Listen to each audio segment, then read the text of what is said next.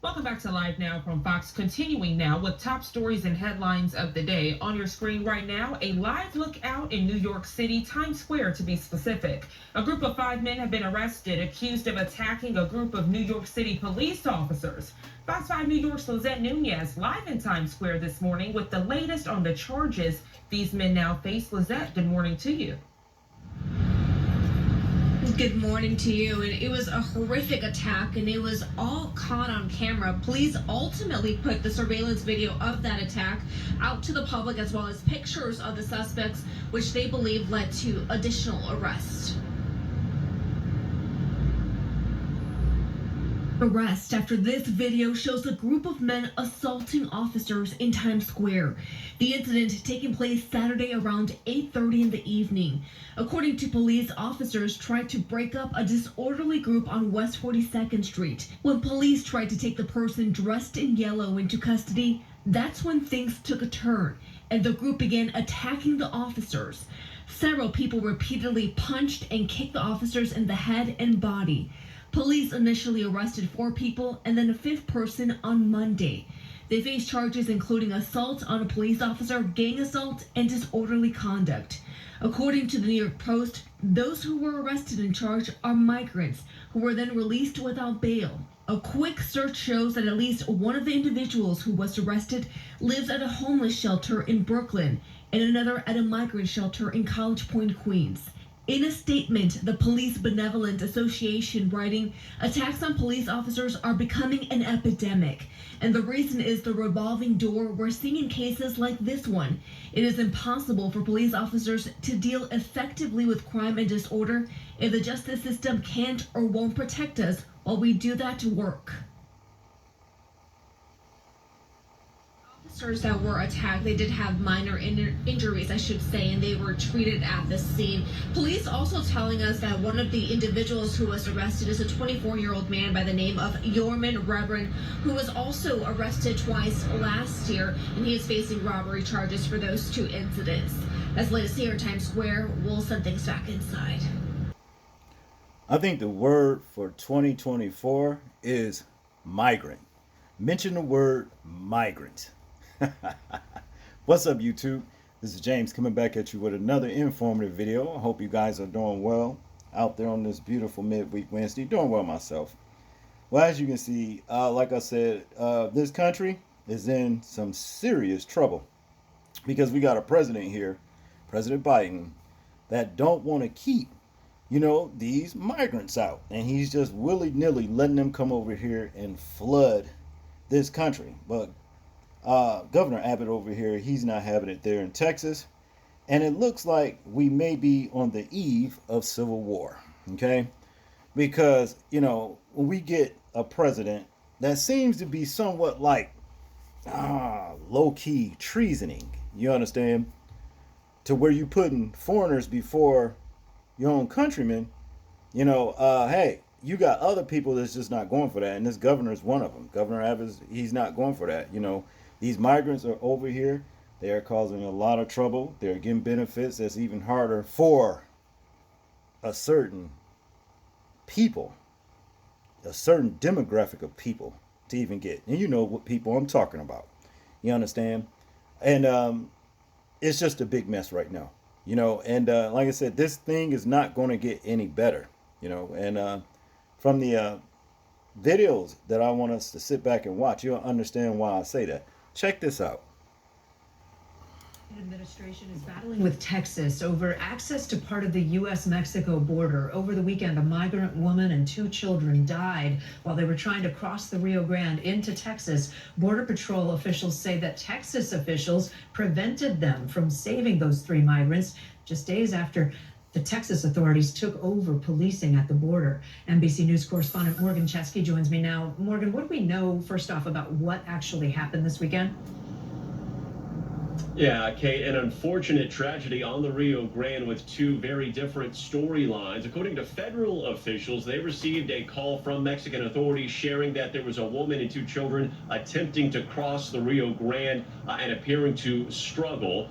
They say that when they arrived at Shelby Park, that runs right alongside the river, there were state officials there essentially blocking them from being able to reach that group of three, which did in fact drown in the river. Meanwhile, the state of Texas has said that is wholly inaccurate, stating that by the time Border Patrol agents did arrive, the Mexican authorities on the other side of the river were already in the process of recovering the bodies of that migrant woman and those two children, and that they, in fact, shared that with Border Patrol agents on the scene who appear to understand the timeline. However, at the highest levels now, at the federal government and at the state of Texas, they are now essentially at an impasse, and as a result, we're seeing this has become the latest saga in the border battle between the Biden administration and Texas Governor Greg Abbott.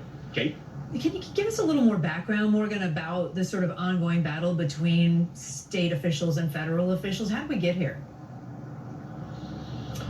Right. Well, it began, of course, with a number of things. You had that 1,000-foot border buoy, which a judge ruled had to be pulled from the water. That was installed by the state. You also had the ongoing legal saga of the state-installed razor wire, which a judge ruled that Border Patrol agents could not cut through unless it appeared a migrant was under extreme duress. And now you have this story, which unfortunately proved fatal for that woman and those two children. The Department of Homeland Security sending a cease and desist letter to Texas Attorney General Ken Paxton. I'd like to read you at least a portion of what that says, saying that Texas has demonstrated that even in the most exigent circumstances, it will not allow Border Patrol access to the border to conduct law enforcement and emergency response activities. Texas's actions are clearly unconstitutional and are actively disrupting the federal government's operations. I should add, Kate, that the DHS letter gave Texas a deadline of this Wednesday to stop impeding or blocking access to Border Patrol. Otherwise, they would refer the matter to the Department of Justice and use, quote, all available options to restore access for Border Patrol agents and other federal authorities.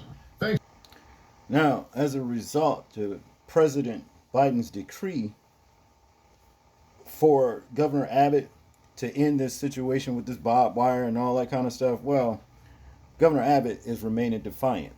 You understand? He's not going for that. But check this out.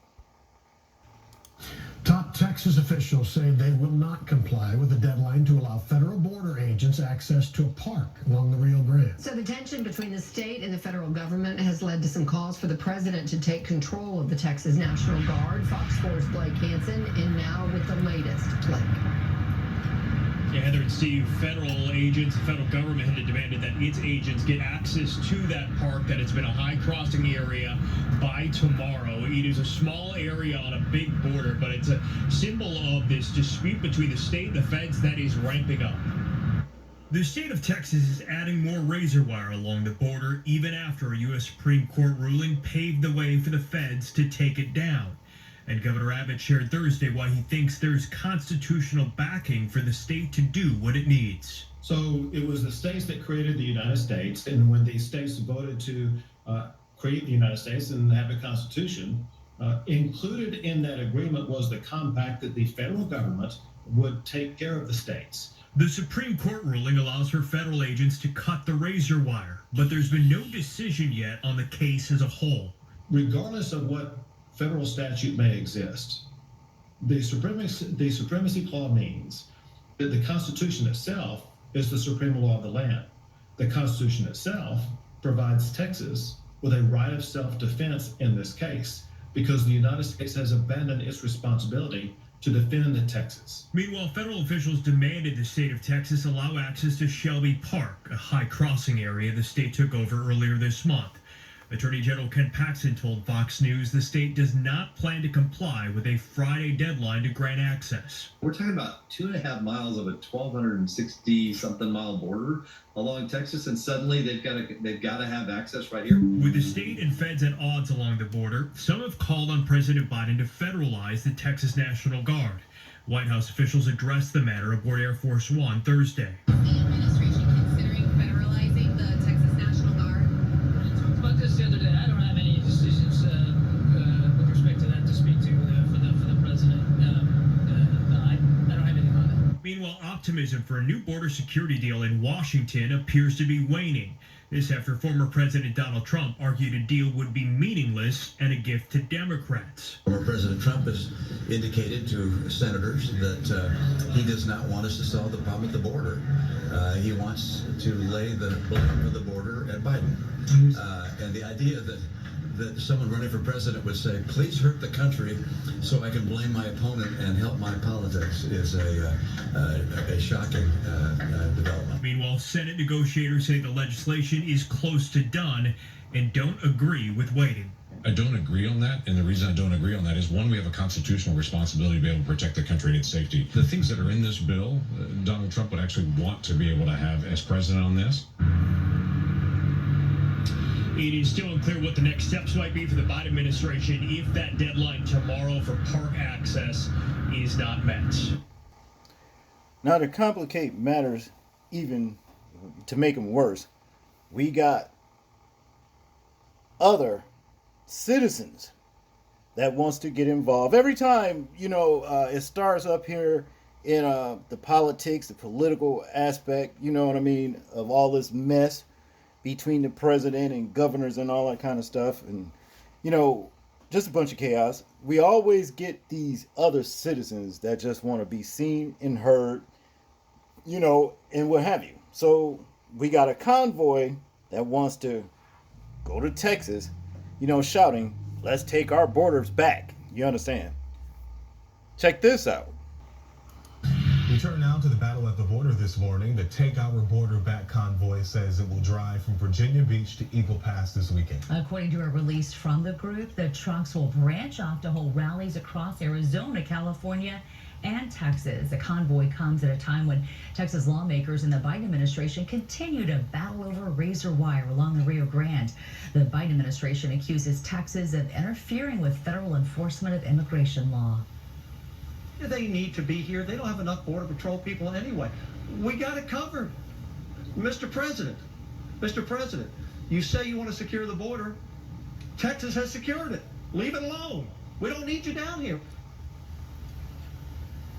The Biden administration gave the state until last Friday to relinquish control of federal land it seized near the southern border. And earlier this month, the Supreme Court ordered the state to take down the razor wire. But Lieutenant Governor Dan Patrick says Texas will defy the Supreme Court order and continue to put up razor wire at the border. Both Patrick and Governor Greg Abbott have claimed the state's authority to protect its border superseded federal law to justify their actions. Meantime, in a statement, President Joe Biden says, quote, for too long, we all know the border's been broken. It is long past time to fix it. The president continues saying he is ready to shut down the border if and only if a bipartisan bill is passed by Congress, giving him that exact authority. Here's a live look at the Capitol Hill this morning. Taking a look there. Seems like looks peaceful, at least, right? Congress expected to reconvene to continue to produce a bill beefing up border security. Lawmakers leading negotiations say the bill focuses on getting the U.S. to 0 illegal crossings a day. There is no amnesty in this. It increases the number of Border Patrol agents and increases asylum officers. The bill would also still include aid for Ukraine, Israel, and Taiwan. Like the Temptations said back in the day, a ball of confusion. That's just what this all boils down to. But here's my question to the people of the book. What are we going to do? You understand? Because the thing is this. The Most High said, what was first shall be last, and what was last shall be first. And it looks like that's what they're trying to make the first last. Because if they let these immigrants over here, they're going to get above us. They're going to be looking down on us. You understand? They're going to get resources that it's even hard for us to get. And if we do get, hard to even maintain. You understand? And that's basically what it boils down to. It seems like they want to use these people to actually replace the people of the book with, and to actually add on to their numbers because they know they on the decline. That's basically what it boils down to, And then there's always, this issue of defending yourself, because these people are ruthless. As we seen in the first video, police officers, being attacked by what they said was migrants. If it was a lie, they told it. You see? So that's just basically what it is. So I think the people of the book better accept we have a problem. And we really, really better get it together and repent. And also come together as a people with the same mind. With like minds, and get ready to deal with this situation, because it's not going to be easy for any of us if this president continues to let these migrants in this country. I've been seeing a lot of stories about these migrants just, beating people up, robbing folks, you understand, all up in folks' tractor trailers, cooking with hot plates, and they can't put them out simply because you need 30 days. I mean, all kinds of stuff that they're giving them American rights to. And it just don't make sense to me, So, I mean, really, we better get ready. Now I'm wondering why that sheriff, I'm starting to wonder why he said, there was a sheriff that said, I can't remember where it was. Arm yourselves. And if you have to shoot a lot of times. You ought to say shoot a lot of times, many times you can. You understand? So, I mean, they know something that we don't. But this is what it is. That's all I got on this one, people. I want you guys to tell me what you think of this particular situation right here. I am interested in hearing your thoughts on it in the comment section. Like, comment, share, and subscribe. And people, please remember to live your life as though we are being watched. Simply because we are. This is James, and I'm out. Peace.